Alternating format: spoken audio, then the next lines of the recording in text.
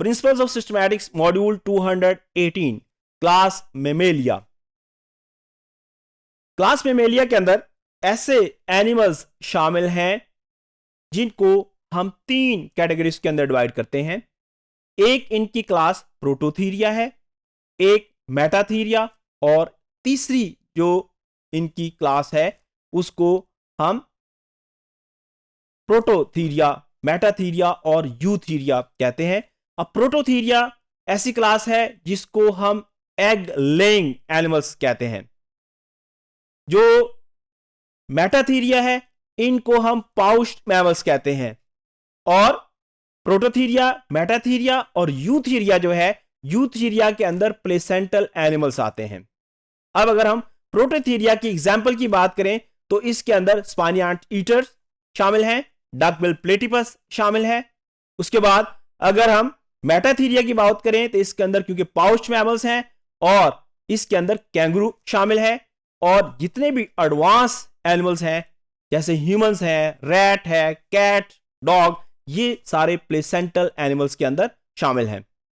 अब जो placental animals हैं, यहां पे जो एम्ब्रियो है और जो मदर है उसकी बॉडी के अंदर एक कनेक्शन मौजूद होता है जिसको प्लेसेंटा कहते हैं। इस प्लेसेंटा के जरिए जो एम्ब्रियो है उसको फूड मिलती है, उसको रेस्पिरेशन का प्रोसेस, उसको ऑक्सीजन मिलती है, और क्योंकि उसका अपना जो एक्सक्रीटरी सिस्टम है वो अभी सही तरीके से काम नहीं कर रहा होता, उसके जो वेस्ट प्रोडक्ट हैं उसको बॉडी से रिमूव करना होता है, तो जो वेस्ट प्रोडक्ट हैं वो बेबी या जो फीटस है उसकी बॉडी से मदर की बॉडी के अंदर प्लेसेंटा के जरिए आते हैं। अब अगर हम मैमल्स के जनरल कैरेक्टर्स की बात करें तो these animals are warm blooded, hairy and mammary और milk producing glands are present in these animals.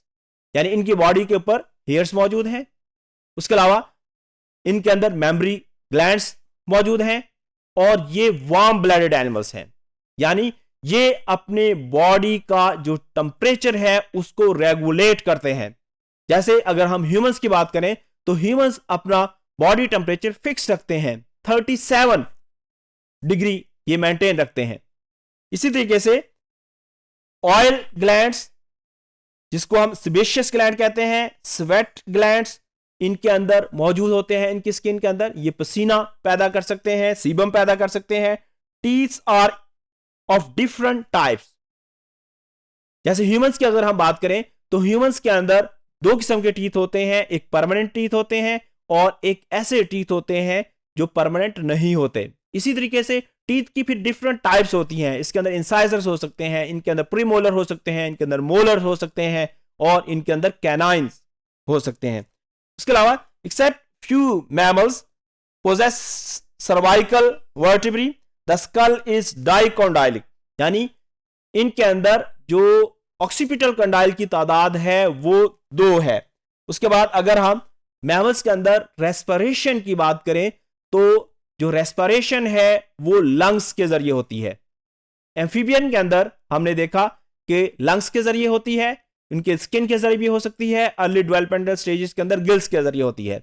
जो रेप्टाइल्स थे उनके अंदर लंग्स थे, बर्ड्स के अंदर भी लंग्स थे, मैमल्स के अंदर भी लंग्स मौजूद हैं जो कि एफिशिएंट हैं। लेकिन अगर हम मैमल और बर्ड्स के लंग्स को कंपेयर करें तो जो एफिशिएंसी है बर्ड्स के लंग्स की वो कंपैरेटिवली बेहतर है।